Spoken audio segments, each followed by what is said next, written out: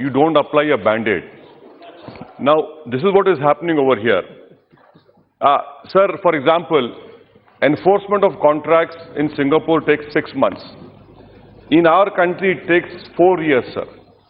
I would like to request the government through you, sir, that will they simplify litigation by providing fixed timelines for resolution of disputes?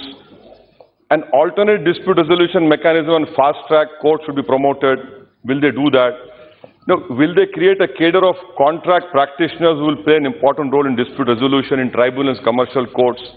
Limit adjournments, introduce pre-trial conferences as part of case management techniques for commercial courts. And mediation is very important. Will they introduce financial incentives for parties in commercial cases to attempt mediation? And sir, for lower judiciary, I'm quoting from the Economic Survey 2017-18. The Economic Survey recommended for smooth contract enforcement, it will be necessary to build capacity in lower judiciary to deal with economic and commercial cases. This may be done through training of judges and digitization of judiciary. The Economic Survey of 17-18 also recommended injunction and stays. Reliance on injunctions and stays should be reduced. Courts may consider prioritizing state cases, impose stricter timelines for deciding cases of temporary injunction.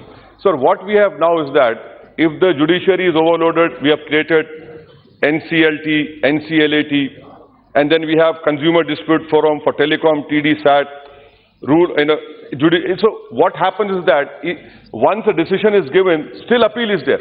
So I want to know from the government a specific question. Lastly, sir, now sir, I want you to come to my rescue, sir. That this whole issue of issuing ordinance, you issue an ordinance to satisfy the whims and desires of World Bank. But why did it take you so much time to introduce an ordinance when the Supreme Court overturned the SC/ST Act? And lastly, sir, there is a ICADR regional courts center in Hyderabad and Bengaluru. Now, these grants were given by respective state governments. I want to know how are you taking over these entities which were set up by the support of the state governments? And I'm concluding, sir. And lastly, what is the assurance which the government is giving to the country and to this August House for this ADR to be taken seriously? How impartial are you going to be?